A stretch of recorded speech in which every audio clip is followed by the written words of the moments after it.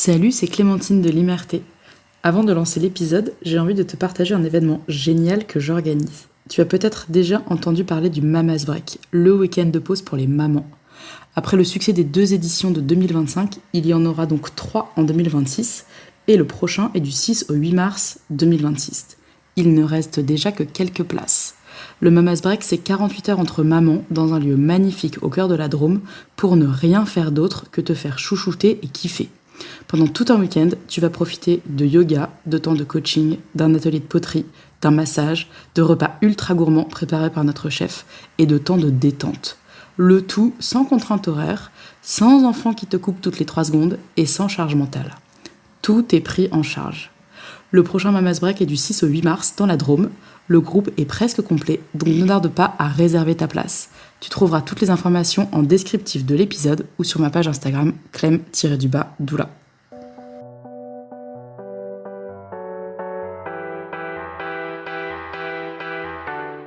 Bienvenue sur mon podcast L'Imerté. Je suis Clémentine Roy, j'accompagne les mères à se remettre au centre de leur vie et à prendre conscience de leur puissance. Les mères sont des badass, des reines du quotidien qui gèrent un foyer, une famille, bien souvent un boulot, une vie sociale et qui le font comme des chefs. Avec L'Imerté, je porte haut et fort la voix des mères sans qui ce monde n'existerait pas. Je souhaite sincèrement que les mères osent s'affirmer, prendre la place centrale qui leur revient dans la société parce qu'elles ont tant à apporter. C'est bien grâce aux mères que le monde existe aujourd'hui. Les épisodes de L'Imerté sont toujours sans filtre, sans tabou et authentiques. Bienvenue dans L'Imerté, le podcast qui fait rayonner la voix des mères. Bienvenue dans l'épisode 52 de L'Imerté. Aujourd'hui, on se retrouve pour un épisode particulièrement sans filtre, dans lequel je vais être solo à mon micro. J'ai remarqué que encore aujourd'hui, en 2025, on fantasme un peu la maternité comme un miracle, mais personne ne parle de ce qui se passe vraiment derrière les portes un peu fermées. Alors oui, la maternité est magnifique. Oui, je trouve que c'est assez incroyable quand on s'arrête 2 minutes pour réfléchir au processus même de faire grandir un enfant euh, in utero et de le faire naître. Mais j'ai aussi quand même aujourd'hui envie de remettre du vrai sur la parentalité, de lever les tabous, d'enlever peut-être un peu de honte qu'on peut porter sur certains sujets. Et mon idée derrière tout ça, c'est de provoquer chez vous des discussions ouvertes avec vos partenaires, avec vos copines, avec vos collègues, avec vos parents, avec vos frères, vos sœurs, avec tout le monde en fait. Parce que les sujets que je vais aborder, sont finalement la réalité de plein de gens et il serait temps qu'on en parle. Donc, dans cet épisode, je vous partage les 7 plus gros tabous de la maternité. C'est parti. Tabou numéro 1, le regret maternel. Alors, j'ai déjà consacré 2 épisodes complets à ce sujet. L'épisode 13, dans lequel j'étais toute seule à mon micro et dans lequel je vous partage mon histoire personnelle. Et l'épisode 47 avec Astrid Huro-Deligny qui a écrit le livre Le regret maternel. J'en ai donc déjà parlé, mais j'ai quand même envie d'en reparler car clairement, c'est encore un sujet. On présente la maternité comme quelque chose qui est inné, comme quelque chose qui tombe sous le sens, mais on ne parle jamais de tout ce que cela implique de devenir mère et surtout du décalage qu'on peut ressentir entre ce qu'on avait imaginé et ce qu'on vit vraiment. Le regret maternel, ça n'a aucun lien avec l'amour qu'une mère porte à son enfant et j'ai vraiment envie que ça rentre dans la tête. Le regret maternel, c'est le regret par rapport au rôle de mère. Parce que oui, être une mère aujourd'hui, c'est souvent se retrouver assailli d'injonctions sociétales à être une bonne mère. Bonne mère encore trop souvent vue comme la mère dévouée, la mère sacrifiée pour ses enfants, la mère qui donne tout, la mère qui pense d'abord aux autres, la mère qui est présente, la mère qui fait tout à la maison, qui prend toutes les décisions et qui prend surtout toutes les décisions selon ce qui est le meilleur pour son enfant, en s'enlevant totalement de l'équation. Et qui, cerise sur le cadeau, n'importe quoi. On est bientôt, Noël approche, c'est pour ça. Cerise sur le gâteau, elle fait tout ça, mais en plus elle aime le faire. Sincèrement, je trouve que ce rôle est un peu lourd à porter. Donc oui, on peut aimer son enfant plus que tout, mais on peut détester être mère en parallèle. Et qu'est-ce que ça provoque chez une femme qui aime son enfant plus que tout, mais qui déteste être mère? Ça provoque une énorme ambivalence. C'est un sujet qui est encore très très mal compris. Bien souvent, on associe encore le regret maternel au fait de regretter ses enfants, mais je le redis, on ne regrette pas ses enfants, on regrette le rôle de la mère. C'est vraiment le rôle qui est remis en question. C'est le regret de sa vie d'avant, c'est le regret qui est lié au fait d'avoir moins de liberté, d'avoir plus de responsabilités. Enfin, ça peut prendre plein de formes différentes. En tout cas, c'est un sujet qui est encore très très tabou. Bien souvent, une femme qui dit qu'elle regrette sa vie d'avant, on va lui dire, t'inquiète pas, ça va passer. Ou qui regrette son rôle de mère, on dit, ah, mais peut-être parce que la charge mentale est mal équilibrée, etc. Alors oui, ça peut être vrai, mais il n'y a pas que ça, c'est un sujet beaucoup plus complexe. Et donc, je vous encourage vraiment à ne pas juger une femme qui vient avec ces mots-là, mais plutôt à accueillir et à aller écouter l'épisode 13 et l'épisode 47 de Liberté. Ça, c'était le tabou numéro un. Tabou numéro 2, l'amour pour son enfant n'est pas automatique. Alors, nous avons tous vu des scènes dans des films, la mère tombe d'amour pour son bébé à la seconde où elle le voit, c'est un véritable coup de foudre. Mais ce n'est pas toujours comme ça. Imaginez la scène, c'est-à-dire, le bébé à la naissance n'est pas du tout aussi beau que dans les films. Souvent, à la naissance, un bébé, c'est fripé, c'est couvert de sang, c'est couvert de liquide amniotique, c'est couvert de vernix potentiellement. Le vernix, c'est une petite couche qui protège la peau in utero, c'est une couche qui ressemble un peu à de la crème. Le bébé peut avoir le crâne complètement déformé. Il peut avoir une bosse sur la tête. Il peut aussi très probablement faire caca très rapidement à la sortie. Le premier caca s'appelle le méconium. C'est gluant, c'est noir, ça colle, c'est dégueu. Donc il en a sur lui. Bref, c'est pas du tout un bébé tout rose, tout chaud comme dans les films. En plus de ça, la femme qui vient d'accoucher vient donc de sortir ce bébé de son utérus. La femme qui vient d'accoucher vient de donner de sa personne. Donc, il peut falloir du temps pour comprendre déjà ce qu'elle vient de vivre, puis elle peut avoir besoin de temps pour comprendre que ce bébé, c'est le sien, puis encore du temps pour vraiment ressentir l'amour. Pour certaines mères, en quelques secondes, le lien d'amour, il est créé. Pour d'autres, ça va prendre quelques minutes, pour d'autres, ça peut prendre quelques jours, voire quelques semaines. Ça ne dit rien de la qualité de la maman, ça parle juste du lien qui a besoin de se créer. Et donc, si c'est votre cas, vous n'êtes pas bizarre, vous n'êtes pas une mauvaise mère, vous êtes une femme en transition pour être la mère de ce bébé. La naissance d'un bébé, rappelons-le, c'est quand même toujours la naissance d'une mère. Et ça marche à toutes les naissances. C'est-à-dire que si vous accouchez de votre deuxième bébé, vous allez quand même vivre une naissance. La naissance de votre deuxième bébé et la naissance de vous en tant que mère de deux enfants. C'est pas du tout un sujet à prendre à la légère. C'est pas du tout une honte à avoir de dire que le lien avec son bébé ne s'est pas fait tout de suite. Si vous êtes concerné ou qu'il y a quelqu'un dans votre entourage qui est concerné, je vous encourage vraiment à aller en parler à votre sage-femme. C'est la meilleure personne, à mes yeux, pour écouter ça et pour vous soutenir en fait là-dedans. Parce que ce n'est pas une fatalité. Donc ça, c'était le deuxième tabou. L'amour pour son enfant n'est pas automatique. Tabou numéro 3, le besoin viscéral d'être seul et de ne même pas culpabiliser. Pourquoi c'est un tabou de ne pas culpabiliser quand on quitte ses enfants? Franchement, je me pose la question. Je me souviens, la première fois que je suis partie en week-end sans ma fille, elle avait 6 mois. Et quand je dis ça à une copine, cette copine me demande si je ne culpabilise pas trop de la laisser. Sauf que je ne culpabilisais pas du tout. En revanche, sa question m'a clairement fait me questionner sur quel type de mère je suis. Bon, après, il y a toute une petite déconstruction à faire. On peut aimer ses enfants, avoir besoin d'être très seule et être pourtant une très bonne mère. Le point est de dire que chaque femme est différente, mais pour toutes, sans exception, s'occuper d'un enfant jour et nuit, bien souvent, c'est beaucoup trop. On dit qu'il faut tout un village pour élever un enfant, c'est pas pour rien en fait. C'est complètement inhumain de gérer un être humain complètement immature, jour et nuit, sans soutien ou avec un soutien partiel. Dans mon cas, j'ai pas du tout honte aujourd'hui de dire que j'ai besoin de temps seul, loin de mes enfants. Parce que moi, personnellement, c'est dans la solitude que je recharge mes batteries. Donc finalement, il faudrait que je fasse le calcul, mais que je pense que sur les 12 derniers mois, j'ai dû faire au moins 4 ou 5 week-ends solo. Et ça me va très bien.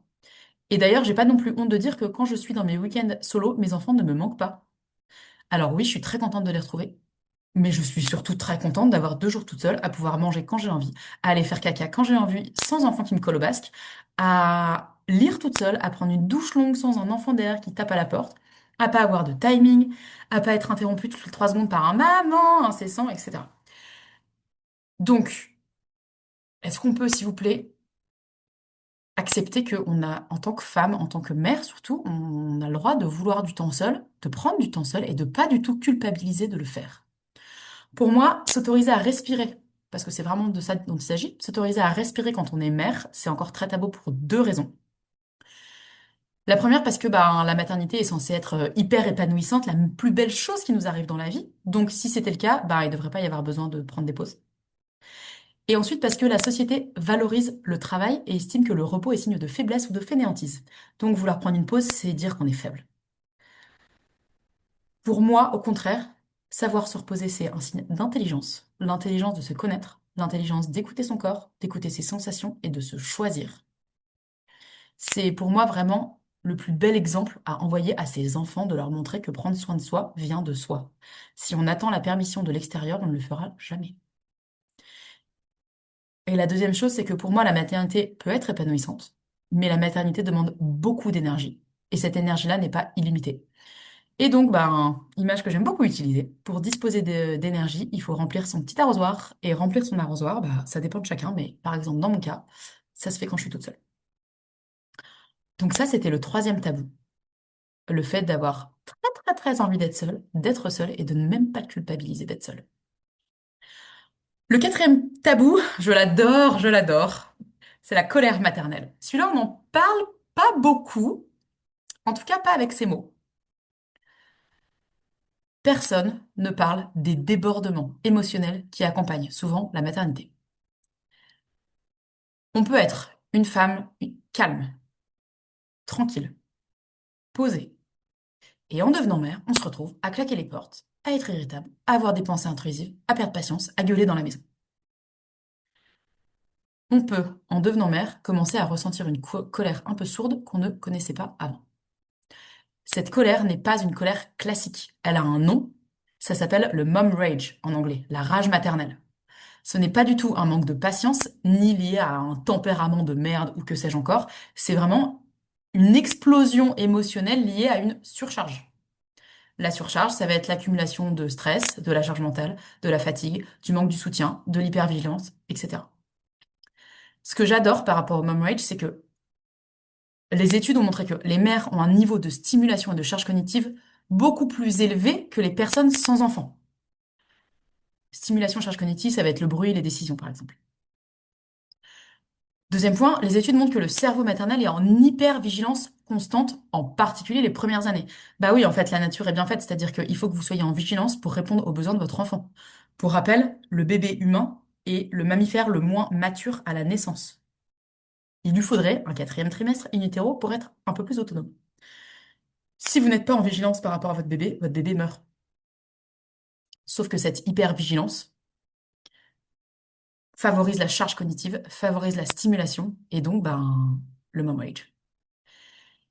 Et quand la fatigue, le manque de ressources, l'isolement, l'hypervigilance, etc. s'ajoutent, les réactions émotionnelles deviennent amplifiées et ça se traduit souvent en colère.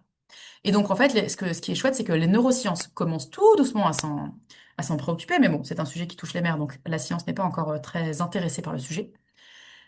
Parenthèse, les neurosciences expliquent que le mom rage, c'est vraiment une réaction du système nerveux en mode survie. C'est pas du tout une réaction volontaire. Le point, ça veut dire que c'est pas juste parce que vous manquez de patience, c'est pas juste parce que vous êtes fatigué, c'est pas juste parce que vous avez pris trop de décisions. Votre système nerveux fonctionne justement, il est en mode survie et la survie fait explosion émotionnelle, colère. Ce qui se passe en fait dans le cerveau quand il y a le mom rage, c'est que vous avez une amygdale qui est hyper réactive. En gros, l'amygdale, c'est ce qui va détecter le danger. Là, en l'occurrence, elle va détecter le danger alors qu'il n'y en a pas forcément. Dans ce cas-là, ça va être les cris, les pleurs, les sollicitations répétées. Et ça, votre système nerveux, quand il est sursollicité, bah, c'est perçu comme une menace. La deuxième chose qui se passe dans le cerveau, c'est que votre cortex préfrontal, il est fatigué. Donc, ben, le cortex préfrontal, c'est ce qui permet de réguler les émotions. Sauf que s'il est fatigué, il est moins capable d'inhiber, de réfléchir, d'analyser. Et donc, votre régulation émotionnelle, elle passe à la poubelle. Et le dernier point, ce qui se passe dans le cerveau, c'est que cortisol et adrénaline sont super élevés. Donc en gros, votre corps est en alerte permanente. Conclusion, il suffit d'une toute petite goutte d'eau pour déclencher un débordement disproportionné. Ce qui explique pourquoi cette chaussette qui traîne vous a fait gueuler dans la maison. Cet enfant qui crie, alors juste parce qu'en fait c'est juste qu'il avait soif, ben vous claquez la porte. Ou le verre renversé, vous savez que votre enfant de 18 mois renverse un verre, c'est normal, mais pour autant ça vous fait sortir de vos gonds. Le mom rage, c'est physiologique avant d'être psychologique. Ok? C'est complètement prédictible. Euh, il suffit d'avoir une charge mentale élevée. Et bon, bah, les études montrent que les mères sont quand même celles qui portent la majorité de la charge mentale. Et il suffit d'avoir une surcharge sensorielle, les pleurs, les cris, les demandes incessantes, le bruit, le toucher constant, les stimulations permanentes. Et là, vous êtes en hyper-réactivité. Et donc, quand les deux s'accumulent, explosion. Tout ça pour dire que le mom rage, c'est un symptôme, c'est pas un défaut. C'est vraiment un signal d'alarme que vous manquez de soutien, vous manquez de temps, vous manquez d'espace, vous manquez de sommeil, vous manquez de limites, vous manquez de souffle, vous manquez de respiration. C'est pas du tout un problème d'autorité, c'est pas du tout un problème de caractère, c'est une réaction biologique de votre système nerveux qui est sursollicité, épuisé et insuffisamment soutenu.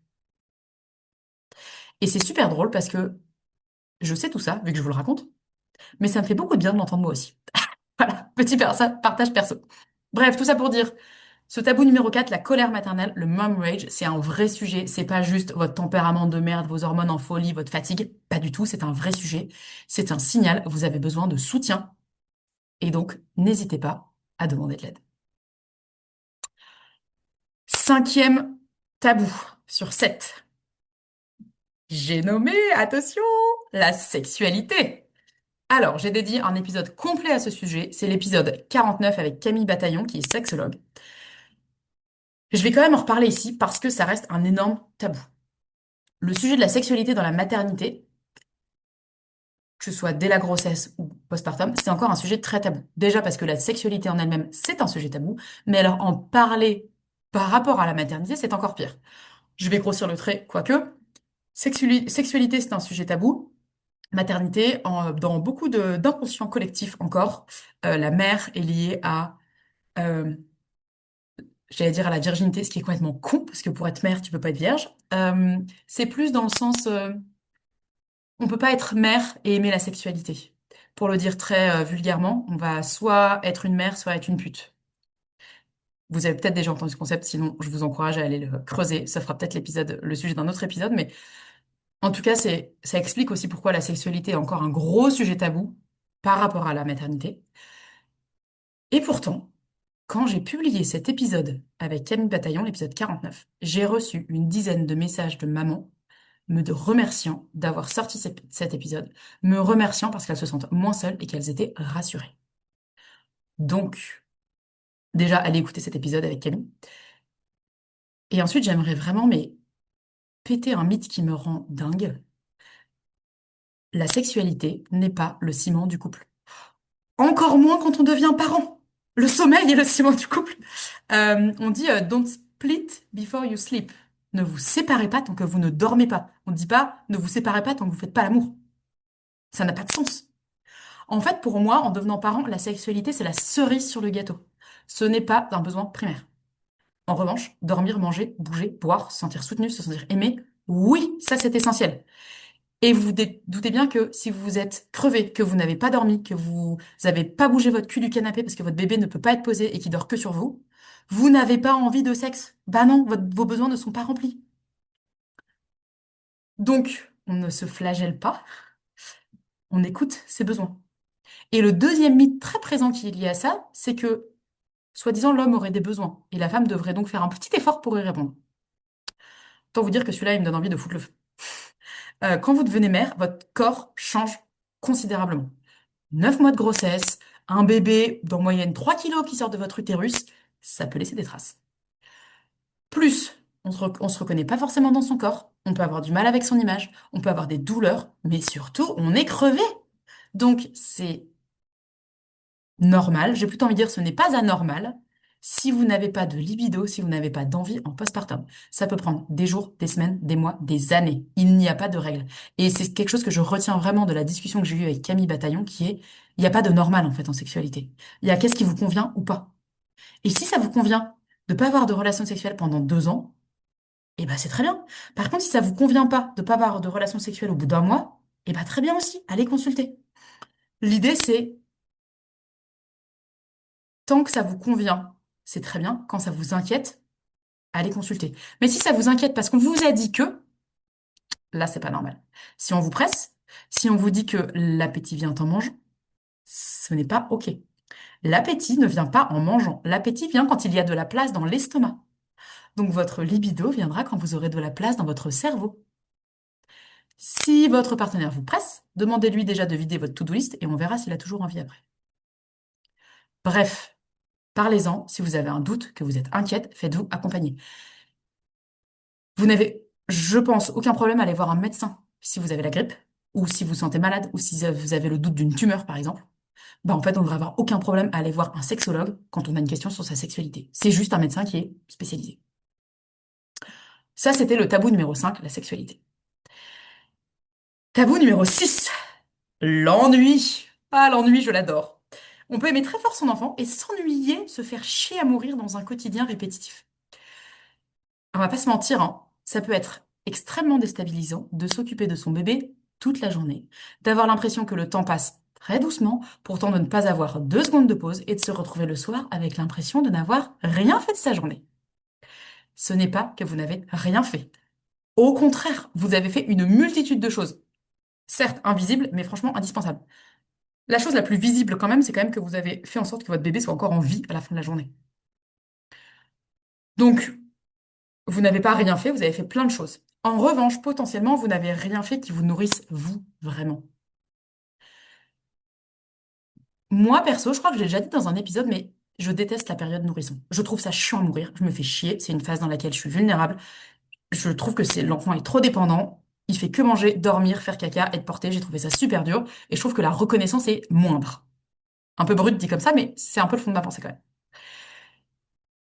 Pour autant, ça ne m'a jamais empêché d'aimer mes enfants plus que tout. En fait, je me faisais chier avec un nourrisson. Parce que je trouvais que c'était long. Et voilà, j'avais l'impression de rien faire de mes journées. Et pourtant, j'avais pas eu le temps de manger. J'avais fait pipi avec un nourrisson en porte-bébé. Et j'avais même pas eu le temps de prendre ma douche. Alors que je n'avais rien fait. Pas si, en fait, j'avais fait en sorte que mon bébé soit vivant à la fin de la journée. Et que la maison n'ait pas brûlé. Donc, vous avez le droit de trouver ennuyant de vous occuper de votre bébé et pourtant de l'aimer plus que tout. Et là, je parle bébé nourrisson parce que c'est ce qui moi me concerne. Mais je sais qu'il y a des parents qui détestent s'occuper de leur enfant de 2 ans. Parce que ouais, qui aime lire Choupi 25 fois d'affilée? Qui aime aller pousser un enfant sur une balançoire pendant 3 heures? Qui aime applaudir quand l'enfant il te ramène son 18e caillou de la journée qu'il le met dans ta poche? Peut-être qu'il y en a qui adorent et c'est génial. Mais vous avez aussi le droit de dire que ça vous emmerde. Et que donc, bah en fait, on va plutôt moduler les activités pour que ça nourrisse un peu plus tout le monde. Donc, vous pourriez par exemple prévoir une activité par jour qui vous nourrisse. Alors, quand je dis une activité, pas de pression sur les activités, ça peut être aussi simple que sortir se promener, aller boire un café, appeler une copine. Si vous poussez un peu le truc, ça peut être aller faire un atelier parent-enfant, aller dans un lieu d'accueil parent-enfant. Ça peut être, si vous aimez colorier, bah, décider qu'en fait, vous allez faire du coloriage. Comme ça, votre enfant, il fait du coloriage et vous aussi. Ou lire, enfin, il y a plein de trucs, mais vous n'êtes pas obligé de toujours tout faire pour votre bébé. Vous avez le droit de trouver ennuyant de faire certains trucs et donc de changer un peu les règles pour y trouver aussi quelque chose qui vous nourrisse. Ça, c'était le 6e tabou, l'ennui. Dernier tabou, le 7e. Le plus complexe, à mon sens, parce qu'il en englobe plusieurs, mais le plus intéressant aussi, la perte d'identité. On commence à en parler, mais pas encore suffisamment à mon sens, ou en tout cas on le minimise. Pourtant, pour moi, la perte d'identité, c'est le tabou, c'est le point le plus vertigineux. Je crois que c'est vécu par presque toutes les mères, mais que c'est très souvent explicité à demi-mot. Et il y a, enfin, je veux dire, c'est compréhensible, hein. Changer d'identité, ça fout les jetons, en fait. Imaginez, vous faites le choix d'avoir un bébé. Ce bébé arrive. Vous devenez mère. En devenant mère, vous n'êtes plus tout à fait celle que vous étiez avant. Vous êtes en train de changer d'identité. Vous n'êtes donc plus la personne qui avait décidé qu'elle voulait un enfant. Mais vous avez un enfant. Ce changement d'identité, il est très souvent progressif. D'abord, la femme qui devient mère, elle disparaît un peu derrière ce rôle de mère. C'est physiologique, comme je le disais plus tôt, le bébé, il est minus, il a besoin de sa mère. Donc physiologiquement, il faut que la mère soit vraiment dédiée à son bébé pour que son bébé survive. Et puis un jour, cette identité unique de mère n'est plus suffisante pour cette femme. Il y a des nouvelles pensées qui arrivent du type, je sais pas vraiment ce dont j'ai envie, je me sens un peu en décalage par rapport à mon quotidien. J'adorais mon boulot, maintenant quand j'y pense, quand j'y suis, je pense à autre chose. J'adorais faire ça avant, maintenant j'aime plus trop. Je voudrais prendre du temps pour moi, mais je sais même pas ce que je ferais. Je vois encore mes copines, mais je sens qu'elles comprennent pas tout à fait ce que je vis. C'est super déstabilisant. Souvent, on met ça sur le compte de la fatigue. On se dit que ça va passer, que c'est transitoire, que c'est le temps de reprendre l'habitude. Mais en fait, pourquoi vouloir reprendre une habitude qui ne correspond plus à qui vous êtes en train de devenir? Pour moi, en fait, le changement d'identité, il est progressif. Il y a des femmes pour qui ça arrive très rapidement au bout de quelques mois, il y a des femmes pour qui ça arrive après plusieurs années, hein. Et en fait, c'est vraiment lié à cette transition de, OK, j'ai compris le rôle de mère, maintenant comment je fais pour redevenir une femme? Mais en fait, c'est même pour devenir la nouvelle femme que je suis. Parce que vous ne redeviendrez jamais la femme que vous étiez avant. Ça, c'est impossible. Et donc, se retrouver comme femme quand on a une mère, c'est extrêmement difficile pour trois raisons principales à mes yeux. La première, c'est que selon la société, être mère est épanouissant. Si être mère est épanouissant, pourquoi voudrais-tu donc redevenir une femme? Tu seras bien gentil de te rester dans ton rôle de mère, de rester à la maison, d'accepter les conditions de merde que la société te propose, de rester à ta place. C'est donc assez difficile à avouer cette envie, je dirais même ce besoin de vouloir redevenir une femme. D'autant plus si vous avez des ambitions professionnelles. Il m'a fallu du temps pour assumer, et je vais le dire aujourd'hui, que mes enfants ne sont pas ma priorité aujourd'hui. Je suis désolée si ça vous a écorché les oreilles, mais pourtant c'est le cas. Mes filles, je les aime plus que tout au monde. Elles ont été ma priorité pendant 2 ans. Mais aujourd'hui, mon focus, c'est mon entreprise. Ça ne veut pas dire que je laisse mes enfants, ça veut dire que je m'organise pour que 1 ou 2 soirs par semaine, ce soit papa qui aille les chercher à l'école. Pour que je puisse travailler 1 heure de plus à ce moment-là. Pour que je travaille le soir si j'ai envie. Ça veut aussi dire que je m'organise pour que, par exemple, pendant les vacances scolaires, mon aîné qui est à l'école fasse une semaine de centre aéré, pour que je puisse travailler pendant cette période-là. Mais ça veut aussi dire que quand je suis avec elle, je suis pleinement avec elle. Parce que mon temps est précieux et que je n'ai pas envie de passer tout mon temps avec elle. J'ai envie de développer mes propres projets dans mon entreprise. Mais ça, il m'a fallu du temps pour l'assumer parce que c'est encore un sujet assez tabou en tant que femme de dire que nos enfants ne sont pas notre priorité. C'est aussi difficile de parler enfin, de se retrouver en tant que femme quand on est une mère parce que notre identité a changé. Donc souvent on se dit, ah, j'ai envie de me retrouver en tant que femme, j'ai envie de redevenir une femme, etc. Mais quelle femme en fait? Et souvent c'est cette question-là qui est vertigineuse. On a l'impression d'être hyper égoïste de penser ça. On ne sait pas forcément par quel bout le prendre. On va donc plutôt se réfugier dans l'idée que c'est juste une phase, que ça va passer. Sauf que, spoiler alert, si vous ressentez cette envie, elle ne fera que grandir jusqu'à ce que vous l'écoutiez. Et c'est d'ailleurs ça que j'adresse dans mon accompagnement Mama Power, quand j'accompagne les mères à se retrouver en tant que femmes, à retrouver l'harmonie, c'est exactement ça qu'on vient creuser et c'est par cette porte-là qu'on entre. Qui as-tu envie d'être? Et c'est de là qu'on part. C'est pas qui étais-tu? Qu'est-ce que tu ferais si tu redevenais la femme que tu étais avant? Non, non, ça on s'en fout, t'as changé d'identité. Qui as-tu envie d'être? Qu'as-tu envie d'accomplir dans ta vie? Comment as-tu envie de gérer ton temps? Qu'est-ce que tu veux réaliser? Quels sont tes rêves? Quelles sont tes valeurs? Qu'est-ce que tu te souhaites? Qu'est-ce que tu veux donner comme exemple à tes enfants? On part de là parce qu'on part de vous dans votre nouvelle identité. Ça, c'est mon accompagnement Mama Power qui se passe sur 3 mois. Et si ça vous intéresse, je vous encourage à aller. Je remettrai le lien dans le descriptif de l'épisode. La troisième et dernière raison pour laquelle se retrouver en tant que femme quand on est une mère, c'est difficile, c'est parce que se questionner, être accompagnée, tester des choses, ça demande du temps et de l'argent. Sauf qu'en devenant mère, vous vous êtes appauvrie. Et ouais, désolé, moi aussi, je me suis appauvrie en devenant mère. Bah ouais, en fait, qu'est-ce qui a un congé de 10 semaines pendant que le partenaire retourne travailler et donc gagne de l'argent, a une promotion et gravit les échelons? Qui est appelé en premier en cas d'enfant malade et donc va poser des congés enfant malade? Qui passe en temps partiel pour s'occuper des enfants? À l'arrivée du premier enfant, le revenu salarial total des femmes chute de 40% l'année de la naissance. En France, 35% des mères travaillent à temps partiel. ce sont 19% des femmes quand elles n'ont pas d'enfants. 35% quand elles sont en enfant, 19% quand elles n'ont pas d'enfants.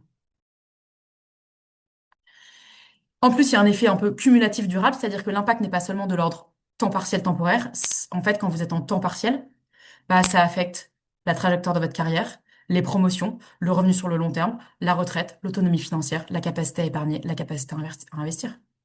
Et donc, vous vous retrouvez à acheter les pots de yaourt et payer les courses pendant que votre partenaire achète la voiture et emprunte un peu plus pour le logement. Bah, sauf que c'est pas les pots de yaourt qui vont vous enrichir, hein, les meufs. Pour moi, il y a vraiment une double peine quand on devient mère. Une perte économique, on se prend la charge mentale, c'est très invisibilisé et rien n'est compensé. Donc pendant ce temps-là, les pères n'ont généralement pas de perte, ils ont même plutôt un bonus. J'ai plus le chiffre en tête, mais en gros, je crois que c'est dans la première ou la deuxième année, un homme qui devient père, la majorité des hommes qui deviennent pères ont une promotion. Pendant que leur femme, ben, n'a pas de promotion ni augmentation de salaire, puisque bon, vous avez été absente pendant 3 mois en congé maternel. Donc forcément, reprendre sa place, se retrouver, c'est beaucoup plus difficile quand la majeure partie de la charge mentale et la gestion domestique dépend de vous. Vous n'avez pas le temps, vous n'avez pas l'argent. Et ça, on en parle assez peu, puisque bien sûr, parler d'argent, d'ambition et de pouvoir en France, c'est très tabou. Mais alors, en parler quand on est une mère, c'est carrément mal vu. Donc, comptez sur moi pour en faire un prochain épisode, puisque à mes yeux, être mère est justement un moteur pour gagner plus d'argent, poursuivre mes grandes ambitions, réaliser mes rêves et accroître mon pouvoir personnel. Je suis curieuse de savoir comment ça vous parle ce dernier point. N'hésitez pas à m'écrire sur Instagram ou en commentaire de l'épisode. Ça, c'était le septième et dernier tabou, la perte d'identité. Donc, si on fait un petit récap, les 7 plus gros tabous sur la maternité: 1, le regret maternel. 2, l'amour pour son enfant n'est pas automatique. 3, on peut avoir envie d'être seul, être seul et ne même pas culpabiliser. 4, la maternité peut s'accompagner d'une colère sourde, le mom rage. 5, la sexualité en postpartum, c'est pas la folie. 6, on peut s'ennuyer avec son bébé. Et 7, votre identité change en devenant mère. Ces tabous-là ne sont évidemment pas les seuls, ce serait beaucoup trop facile. Il y en a d'autres. Je vous ai partagé ceux qui sont, à mes yeux, les plus importants. Je suis curieuse de savoir dans lesquels vous vous reconnaissez et surtout lesquels vous auriez ajouté. Donc n'hésitez pas à me dire en commentaire de l'épisode, à m'écrire en commentaire du post Instagram dédié à l'épisode ou à m'écrire en privé. Enfin, vraiment, allez-y, je suis très curieuse d'échanger sur le sujet. De même, si vous n'êtes pas d'accord sur certains tabous que j'ai partagés, dites-le moi, c'est dans les discussions et les échanges ouverts qu'on s'enrichit le plus. Cet épisode est vraiment une invitation à parler des sujets tabous. Parce que pour moi, une société qui soutient les mères est une société qui regarde la réalité en face sans honte. Et clairement, on en est loin. Donc, si vous avez aimé l'épisode, partagez-le à une amie qui en a besoin, partagez-le à votre sœur, partagez-le à votre commentaire, n'importe quoi, à votre partenaire. Pensez à commenter l'épisode, c'est ça que j'allais dire, mais surtout pensez à vous abonner pour pas rater les épisodes suivants parce que je pense qu'il va y en avoir plusieurs dans cette veine-là. Vous devez l'entendre, ça m'anime. Et c'est ça que j'ai envie de vous partager dans l'Imerté. Les sujets tabous dont personne parle, pour pouvoir les dégommer, parler sans honte et faire avancer le regard sur la maternité dans la société. Je vous retrouve dans 15 jours et d'ici là, prenez soin de vous. Cet épisode est déjà fini. S'il t'a plu, n'hésite pas à mettre 5 étoiles au podcast et à t'abonner, quelle que soit la plateforme d'écoute sur laquelle tu es, puisque plus il y a d'avis, d'étoiles et de personnes abonnées, plus le podcast est visible. Et plus il est visible, plus les parents entendent des histoires qui leur ressemblent.